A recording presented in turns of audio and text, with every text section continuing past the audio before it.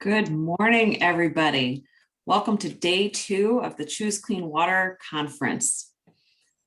For those I have not met, my name is Kate Fritz, and I have the honor of serving as the CEO of the Alliance for the Chesapeake Bay. And this year, the Alliance is celebrating 50 years of bringing together communities, companies, and conservationists to restore the lands and waters of the Chesapeake Bay. We're telling 50 stories to honor our 50th anniversary, and I'll put a link to our campaign in the chat so you can follow us throughout the year. So I want to start with some Zoom housekeeping. After 15 months, I'm sure everyone is very well versed. But as a reminder, this session is being recorded and the recording will be shared following the conference. All users have been muted to reduce background noise and so everybody can hear the presenters well. So no event comes together without the support of the Coalition's generous sponsors. And I want to give a big thank you to the Rockfish sponsors of the conference, including the Chesapeake Bay Foundation, Environmental Defense Fund, Maryland League of Conservation Voters, the National Parks Conservation Association, Mom's Organic Produce, and Piedmont Environmental Council. So without further ado, I have the honor of introducing the Indigenous Waters panel. And I want to acknowledge that today I am standing on the traditional land of the Piscataway tribe, stolen by colonizers in what is now known as Annapolis, Maryland. I am very excited and very humbled to welcome a panel of 3 special guests. For over 10,000 years, Indigenous people have laid the foundation as caretakers for the environment. Indigenous peoples are the original stewards of this land and promote a harmonious bond between people and nature. The Chesapeake Bay has a rich history, culture, and presence among Indigenous people who call this region home. The impacts from colonization and industrialization have devastated, disrupted, and displaced traditional societal structures, way of life, and access to nature.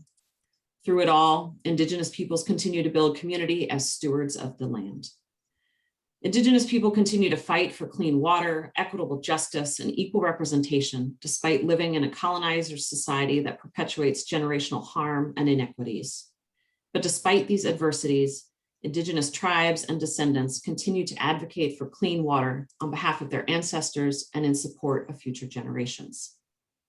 Today, the Coalition has invited members of the Nottoway, Piscataway, and Upper Mattaponi Indian tribes to speak on the challenges and opportunities to authentically engage in our fight for clean water. Our panelists will discuss efforts and approaches to combat environmental injustices and ways in which organizations can get involved.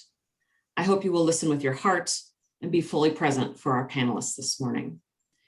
I will welcome to the stage our 3 esteemed panelists, Beth Roach, Gabrielle Tyak, and Reggie Tuppence.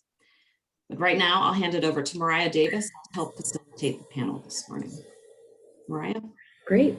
Thank you, Kate, and good morning, everybody. I'm very excited to be with you today for these special guests in our special panel. 2 things I want to start with are community agreements. I don't think we'll have a moment to go through each of these, but I dropped them in the chat and hope that this is a safe space that we can create and abide to through these community agreements. And in starting today, we'll actually start with Beth Roach. She's going to provide us with the words that become before all else. Yukarihua dase ekwe hegwe one jugakte gekwa. Yukarihua dase inea honroch one jugakte gekwa. Yukarihua dase awe one jugakte gekwa. Good morning. I hope that you're at peace. I'm happy to see you all. We are grateful for the people. We start with the people. There is a reason for all of us to be gathered here today, and we all, I think, have that theme in mind, but know that we are always starting with our people and that we're grateful to be in community with each other. So ekwe hegwe. We're grateful for the land that we're on, Inea Honroch. We're grateful for all of the gifts that it brings to us.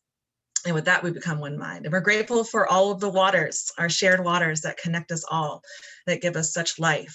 And with that, we become one mind. So the words that become before all else are Haudenosaunee, but they're also gratitude that comes from all of our Indigenous cultures.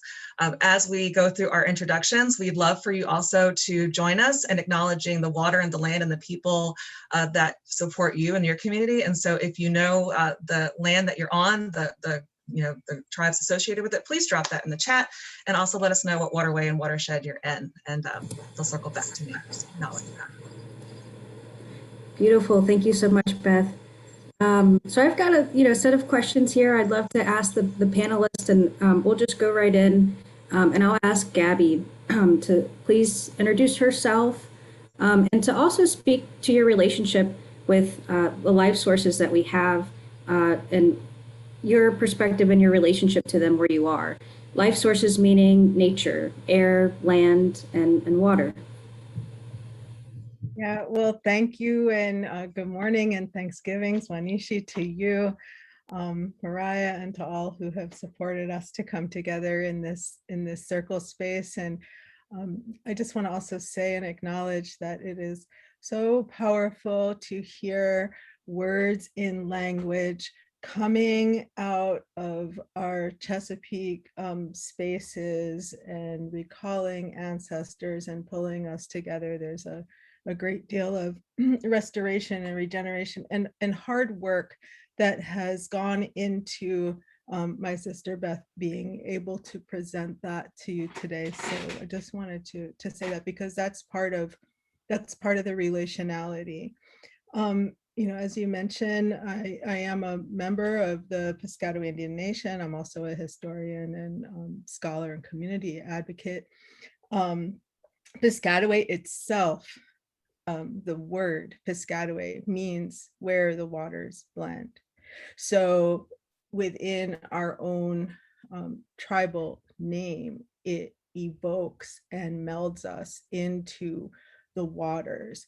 We see the waters, and when we talk about the waters, it's not just the waters, but as you mentioned, the life sources, and I like that term, and I credit a Ponca elder named Casey Hornick Camp, who talks about it's not resource, it's source.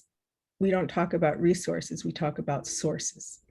And so, what is that life spring? So to get a sense that when we speak about the rivers, when we speak about Piscataway and Chesapeake and all of the waters, we also see the rivers as they're a vein of Mother Earth's blood. Like when you're in the Chesapeake, especially in the tidal rivers, you can even, like, if you, depending on the contaminant, if you taste it, it's a little salty. It's like your blood. So it's like even within our veins. And so for me, I know that that's where our community forms. It's where we connect. I named my daughter Jansikwe, which means beautiful river woman, and named her in honor of my great grandmother's Piscataway name, Jansipi. So it really is this water and the lands that embrace it. They really are together, and they are inseparable from us. And so this is our motivation, beginning with people in this space, and not just to be bounded, but also what's beautiful about the Chesapeake region is that we are and always have been so interconnected and intertwined with whatever beauty, pain, joy, and terror that those waters can also bring us. That's also part of us. So that's the kind of relationship I handed over to our brother Reggie Tuppence. Good morning. My name is Reggie Tuppence. I'm an enrolled citizen of the Upper Mattaponi Indian Tribe. I'm the tribal administrator of our tribe, and I'm speaking to you today from our government office, which is on our historic land, which is pretty powerful for me. This has been our land forever and has been documented in the English records and so on through maps and all the way up into current time. We used to be directly on the Mattaponi River. Obviously, that's land that everybody wants, so we got pushed back, from there, and we're between the Mattaponi and Pamunkey rivers, which is still part of our territory. And recently, we've reacquired a parcel of land that is on the river. So it's our first step back to actually having true access to what I call our lifeblood. The river meant a lot and it still means a lot to us. It was a source of water, which, as said, is life. It was food. It was part of our spirituality and our cleansing. And the for us, we were an agricultural community as well as hunters. So the water, helped the animals. It helped to feed us. We used it for travel. It was our connection with other villages up and downstream. And if you're familiar, with our region, we have these veins of life all over. We have, water connections. And for our tribe and some of the things we're working on is the quality, of that life. And the interconnections that we have as tribal people, the water has the same. The tributaries to the Mattaponi blend into the Mattaponi. The Mattaponi blends in with the Pamunkey into the York, and the York into the Chesapeake Bay, and finally into the ocean. So each one has an impact on the next, and that is the same with us. So our actions today have an impact on our future generations. So that's kind of how I look at it. And a lot of it is about the water, but the land itself, it's who we are. It's our base.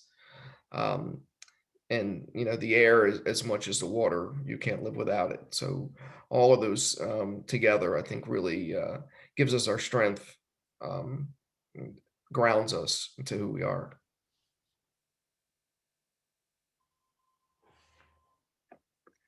You, Beth.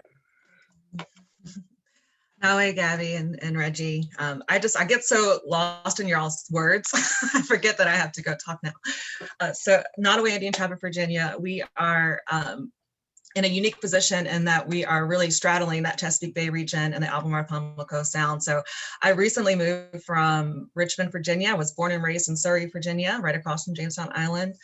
But now I'm speaking to you in Bertie County, which is right along the Chowan River near the Albemarle Sound. And so I'm speaking to you from my broader territorial homelands of Nottoway, Meherrin, Tuscarora. We have Choanoke and all these Algonquin wonderful people to the east, and then we have Tunisiwan to the west. And so when I think about our people and these watersheds, it's just this intimate relationship throughout time. And it's the words that come before all else. I mean, if I were to do the entire thing, I would take up this entire panel time, because it gets so granular and to the point of like all the different plants and all the different animals and how they all teach us all these different things and how we're supposed to, be here in balance with it. Our creation story, the Haudenosaunee creation story, says that, we are this interdependent system and that we have to be so mindful of all these resources and give gratitude every day in order for us to live and survive as a people. And so I would say, I born and raised along the James River in the time of Keepone. And so, my people also had the diaspora. Like we've been here since colonization. Our lands have moved around. I hope that we get to talk about that map a little bit. I'm not going to take too much of my time, but, there really is an importance to understanding the 400 years of history that particularly Virginia, North Carolinian peoples, tribal peoples now have experienced in order to really understand our place in the world. This panel is so important because it's letting us show you who we are now. It's bringing our past into the present narrative. It's showing you how we're exercising these different things. And it's also inviting you into this space as we go forward. And just one more nod to the watershed that I'm in. I'm from, a place where the portage points were so close between the Chesapeake and the Albemarle Sound.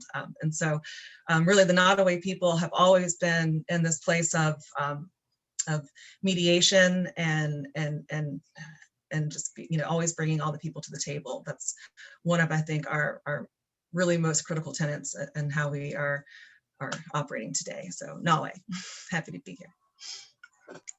Thank you all for those introductions and those insights.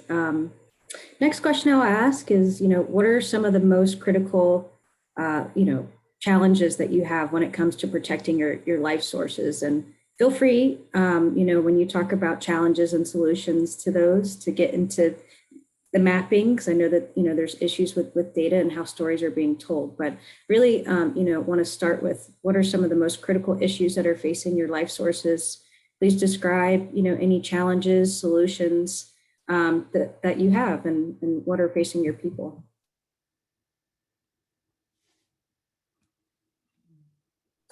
And we'll start with Gabby. Okay, yeah, I know Zoom, it's like you have to be more, a little bit more in order. Our territory, traditionally, it actually comes just above what they call Point of Rocks through DC down the Potomac out into the Chesapeake Bay. So the issues are quite numerous. We have everything from the toxicity of the Anacostia and the efforts to restore all the way down to other areas where there's a constant push of extreme development. Reggie brought up a really important historic and ongoing point, which was that our people were pushed off the water. So there's restrictions due to racial laws, redlining, just being pushed outside of our waters, right? Like just being pushed back. And so to be able to even come back and be part of what is so beautiful and part of what our connections are is really an essential issue. Right now I've been spending a lot of time at a place called Nanjemoy Creek, which is a tributary of the Potomac, and looking at it, it looks more pristine, more protected, but it's also recovering a gravel mine. It's a place of incredibly harsh and brutal histories of enslavement and removals. And so for us to come back there, it feels like it's always almost like holding off a tsunami of just unbridled development into Charles County, of being sometimes also, I think, Indigenous peoples, especially in this area, can be very invisible. Are we even invited to the table?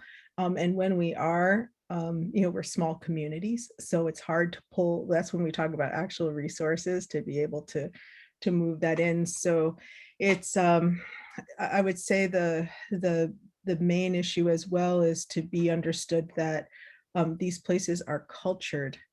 Our presence is not a violation of the health and wellness of these spaces, right? So it's not about making it devoid of people, but how do you work with cultures that bring it back? So, we're looking at issues of constant deforestation, contamination, being in an area which could be considered like exurbs, a constant push.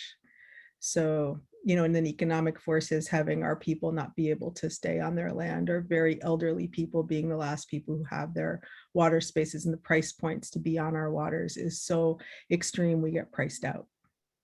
And the next generation can't move in. So it's just even being able to maintain and return presence is a huge issue. And Beth? I have a long list, but I'll be as succinct as I can. So an umbrella broad topic is, we're a state recognized tribe in Virginia. Our waterway, Nottoway and the Blackwater form at the state border to create the Chowan. So we have 2 EPA regions, 2 state governments, and 2 very different state policies, or lack thereof, of consultation with us as a tribe. We also have challenges of not having a really well-developed consensus-based mapping project that says this is our territory here when colonization happened to now. Is, because really, is our land just the postage stamp that we have our tribal center on, or is it our, presence before colonization? And that's really, I think, the point that we need to consider when it comes to consultation and who and how to bring in, and their efforts to be working on that. So really, it's looking at how are we engaging? And this is a state policy issue. This is, corporations can have their own policies, NGOs can have your own policies. And so that's something to think about, like, how are we going to incorporate people's voices? And that's a broad topic. But when you get really focused in on the Chowan, one thing that struck me when I started to learn more about regulations is that there are more protections in the Bay watershed than in the Upper Mattaponi, especially with buffers and with logging and how far you can come to the water's edge. We know that logging of our swamps are a huge issue in the coastal plains. And when I'm talking about swamps, we all know I'm talking about bald cypress and I'm talking about tupelo, and we're talking, ecosystems that have taken hundreds of thousands of years to create and that are essential to our identity. I mean, try to find a tribal emblem without a cypress tree. I dare you. You can't find one anywhere near us. It's, it's just so inherent to who we are. And we are seeing swamps logged. We're seeing sites that are sacred to us being logged. We're seeing these logs go to wood pellet plants that are then shipped overseas for renewable energy, or, they say renewable energy, but we all know that it creates more greenhouse gases. And so we're struck by that. We also know that we have saltwater intrusion coming in from sea level rise that are disrupting our ecosystems. And so we're losing our bald cypress ecosystems on the edge. And so we're seeing that transition. Apparently in our watershed too, sand pit is a hot thing. So we're building, they're exporting our sand to build in India and China, all these other places. And so like our trees were used to build the Royal Navy, now our sand and so, these are the things that when we look at water, we're looking at the entire environment that's around us. And we are learning everything on the fly. Like I, have a tiny bit of funding to do the work that I do in the Upper Mattaponi, but majority of the work that I do is on my own time. And so we are faced with figuring out issues when the shot clock is running. And so like when we found out about the Atlantic Coast Pipeline, those permitting reviews were already underway and we were not at the table. And so, there's so many issues that we look at. And again, it goes back to, we have to look at every single issue because it's all, part of our ancestry and our responsibility. And we also have to take a keen eye to the future. And so we know that we are having more rainstorms and we know that we're having more droughts. And so we need our cypress trees to help us with flooding, and we need to help our agricultural fields, be safe and secure. There's a lot of farmers in our tribal community still. And so, right now, a lot of our work is really just doing this, talking to all of y'all, and then hoping to bring more and better consultation policies and awareness to, beyond the line acknowledgement, building that bridge to us being at the table and really working with y'all and everybody in tandem. And Reggie? Thank you, Beth. It's a hard act to follow there, Beth. So is the term that's out now, you hear a whole lot, you're drinking from a fire hose. And one of our elders, and who happens to be the chief of the Nansemond Indian Nation, Earl Bass, we were on a call one day and he said, well, we're drinking from a waterfall. So capacity is an issue for a lot of us, and having been a state recognized tribe recently and have even less resources, at least I have a paid staff now. I'm in a paid position, so it's my job to work on these issues. But when you don't have federal recognition, it's people's time and their own dollars. So it's like a service organization, and you will spend your last moment of time and you'll spend your last dollar because it's for your people and it's for the future generations. So capacity is one of the things. And this forum is really good because I can go out and I can talk to hundreds and hundreds of people, but being able to amplify our voices is really important. One of the things that is facing us and that we're working on a lot is with water quality issues. The Mattaponi River, I grew up swimming in it and, and playing in it. And now on the EPA's ranking of 1 to 5 of being impaired, it's a 5 for several different contaminants. And there isn't a lot of active testing right now, and there's really no plan to clean it up. So that's something that we're really working on. But it's a wider problem than that. Everything is a balance between development and water, and it seems like the acceptable level of pollutant is getting higher and higher. Much of the contamination in Chesapeake Bay is flowing out of the Susquehanna River. So for us, that goes into a different EPA region. And our traditional area, although our primary area is in here, the Treaty of the Mattaponi was signed in Old Rappahannock County on the Eastern Shore. So we were all the way out, into that area as well. We were up, further up north when there was pressure from other tribes raiding down here. So there's a wide area that, while we might not claim that as our territory, for growth, it is an area that we're concerned about, and it impacts the rest. As I said before in my opening statement, the water is such a tie to us. We have people that still use our fishing rights and run nets. We have other people that eat fish out of the river on a regular basis. Hey, what's up? Advised against eating out of there that frequently. And so to be able to keep that connection, and we're trying to reinstitute, some different ceremonies and all that are tied to the water. If the water's contaminated, then, what does that do to, our spirit and to our connection to it? So trying to muster the capacity, and a lot of times it's funding to be able to deal with that. And you're dealing with the federal government, but then you're also dealing with the state, because in Virginia, the state basically works on water and air quality issues unless the tribe gets to the point where they have taken those over. And we're slowly building bridges with the state on that, but there's no requirement for the state to consult with us on that, where there is with the federal government.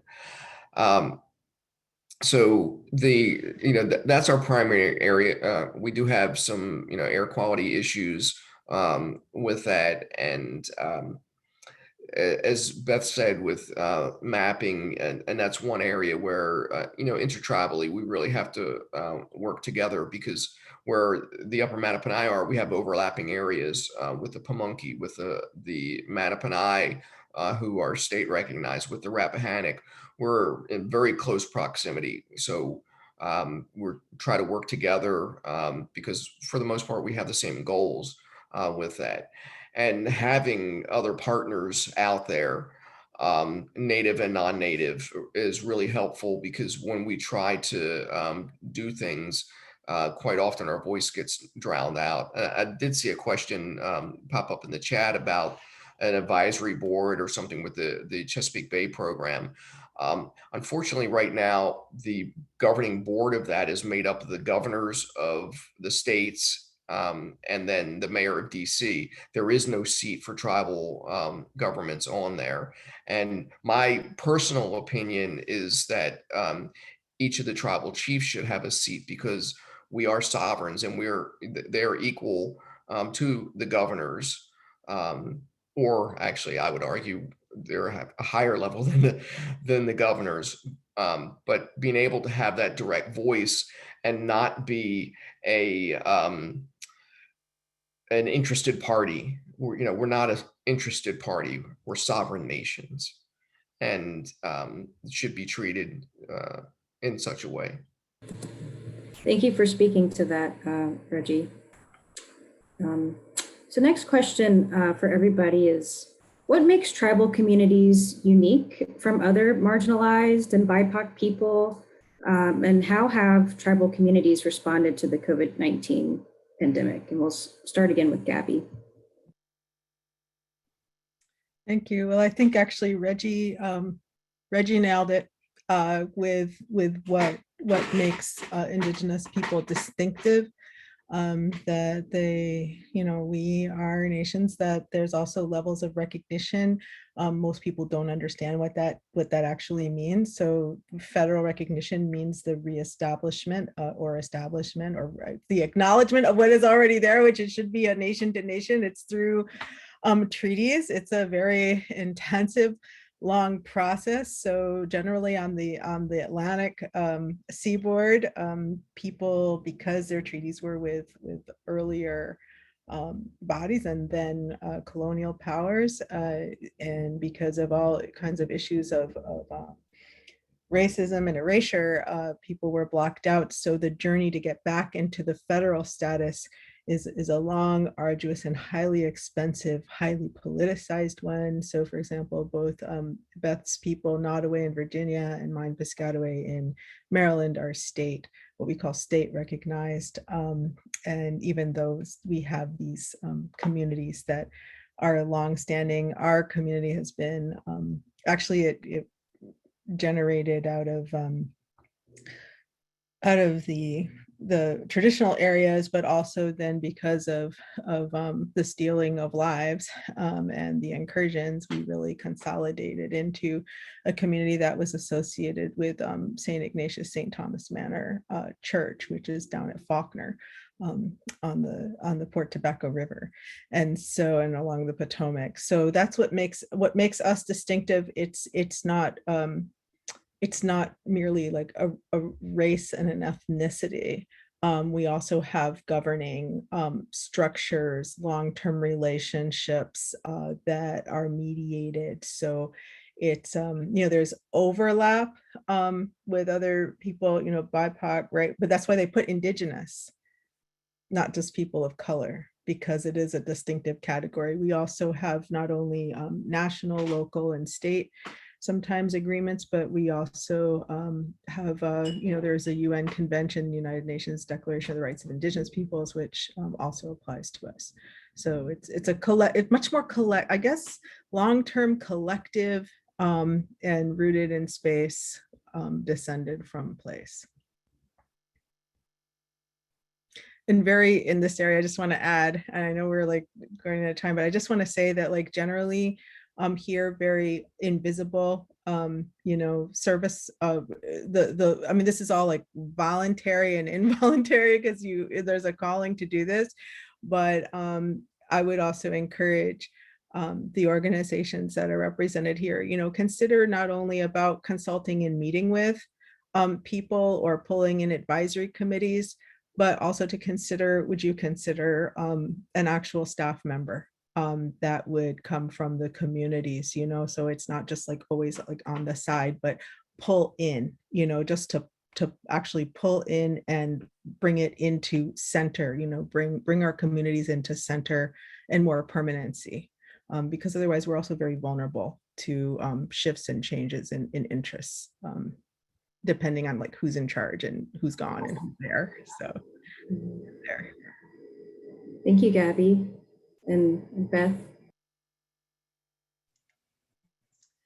Yeah, there's a lot of different places to go. I think the recognition piece is so critical. So, I encourage everybody to learn more about that. I wish there were really comprehensive places for y'all to go to, and there's not. And so the bad news is it takes a long time to develop relationships and learn this. But the good news is that usually it's a fruitful, generative, enriching process. So if I could say anything, it's, the world is opening up. And so if there are public events, please go support the public events that these tribal communities present. Start building relationships. We all know how to do this. You're in coalition together. I would say also in terms of COVID, in that I have connections with everybody here on the panel with this, is that I also am very much involved with seed work, and the Alliance of Native Seed Keepers was built because we are focusing on Indigenous seeds, knowing we need to preserve them, carry them on for future generations, but also because we need a platform just for the people that are doing this work to learn and grow together. And we went right from the couple of weeks before COVID hit, we had a group chat going, and we were talking about our observations of climate crisis and how they were impacting our growing seasons. And then within a week, we went into the pandemic scare. And so then it became a shift from, we know that we need to preserve our seeds, but we also absolutely need to grow food. And so there's this, inherent knowledge that of course we all have to grow our own food. With Native people, especially here, and I know in our communities, our ceremonial calendars, our practices are all deeply rooted in our agricultural systems. And so with that, we have to, honor all the different elements of creation. And we do that through this work. And I'm just proud to be a part of the growing movement of people in our communities that are waking up and working together and also doing this external work. And so just know that there's a lot of internal work that's happening and external. And Reggie, yeah, I would agree with you too. We have to work together. We do have overlapping territories and all these things. And so, you know, I know that there's a lot of questions on like how to learn more. And I just want y'all to know out there that we're working on it as much as we can together and that there will be more to learn, and that to please keep inviting us, but also please support us in ways that are really meaningful. And so it's not just us volunteering our time, but it is making some commitments, some more, and at times financial commitments to make sure that you preserve our voice. And so also want to echo what Gabby said. Thanks, y'all. Could I just add, I just wanted to say, like, especially with COVID, so like what Beth is working on is the Alliance of Native Seed Keepers. And it was really exciting. And I got a whole bunch of seeds for you it was December 2019, like for Christmas. Little did we know, right? Because we know like this is like in our, like this is like all within like what everybody's been saying, everybody's been working on. Aside from being a tribal member, you know, our folks, our family is very involved with the international Indigenous movement, American Indian movement. And so, you know, you hear this all the time about, you know, what Indigenous people have been saying all along, like this is what's coming, and keep to your seeds. So I got all these seeds from Beth. It's amazing. You know, COVID hits and I look at these seeds, and it was a whole deeper level of understanding how not just you know, oh wow, that's cool, oh that's so nice. It was like, this is our survival, like this is actually our survival and our thriving and our beauty and our reconnection, you know, to the waters, like Reggie's people, you know, like we, like this is actually, it made it very clear that this was not a choice. This is not a choice. And I think most of you who are in this group know that. And so we're at a point of convergence, and to be able to plant them and watch them come up and understand that we had that land space, because you know, our people got hit, like as many people, Piscataway got hit very hard by COVID. A lot of people died. We're just looking at the stats now, got sick, lost their jobs. So it was all kind of like voluntary, and then working and like patching together weekly food distributions and everything, you know, and not just for Piscataway people, but for other Native people. We really, we work very closely with International Mayan League, and we're able to go up to Langley Park and support people, you know, and help and really, you know, pull it to, you know, try the best to pull it together with, you know, as much as we could. And so, like, you know, all these other things kind of like fell away, and we went into like, this is reality time now. This is not just like planning and philosophizing time, and it's not just marginal. It is central and it is essential. And so that was something that pushed us, I know, and I think a lot of other people, to be like, we can't let this system go, because that really is our future. And it was upfront, close, and dire. And it still is. So that's the ways that, you know, that we support, you know, that it wasn't just like an idea. It actually came into being through this circumstance, and it showed the strength of our relationships, you know, how deep they are and how good they are. And so let that, you know, just wanted to put that there for all of us. I greatly appreciate the words and the, you know, powerful messages that y'all have shared today. It's been a very rich and deep experience. It's going to be the first of many long conversations that I know I'll have with y'all, and as we continue working together. We're just about at time, but I do want y'all to speak in like 10 seconds or less. What can environmental organizations, people on this webinar who work with our coalition and beyond, what can we do to support you, and what does that support look like? So if you could just take 30 seconds to speak to that, I think that we can start with Reggie. Okay, see if I can do this quickly. One, as I said before, amplifying our voice or message, try to connect up with the tribes and tribal organizations. Be patient. We get hundreds of emails a day, and if you don't get a response back quickly, it doesn't mean that we don't care and don't want to help and don't appreciate it. It's just there's a lot of things going on. And as Beth said, I'm not one for GoFundMe pages or asking our tribes have survived and thrived for years off of what we could scrounge together. But as we're trying to build our capacity, and our funding is really great. Our community garden with seeds from Beth's collective and others are in the ground and growing. But we're in a really dry time right now. So we actually are like watering with buckets because we don't have any irrigation at all there. So we're trying to raise funds for things like that. So be supportive, amplify our voices. If you see wrong or hear wrong, speak up. um, you know don't let somebody push misinformation. And if you're not sure, then reach out. Any one of us will be happy to lend information to you and lend our voice, and keep on offering these opportunities to speak. And it doesn't just have to be the three of us. There are hundreds of people out that can do that. My son and my daughters, who are 21 years old, are good speakers and would be more than happy to do events and stuff as well. So and then I just appreciate the opportunity, really, from the heart. Thank you. Very happy to have you. And then we'll go Gabby and Beth. I'm in alignment with Reggie completely, and also just to add again that I think the continuing education, but think about creating more permanent, long-standing relationships. Even that means, how do you there's our communities are actually like small, right? So it's like I'm also a historian, I'm a public historian, I'm a curator, right? But we do the environment because like we have to, right? So there's all these pieces and parts, but absolutely, this, like, we represent communities and collectives and other generations, and when you listen to us, it can be to amplify.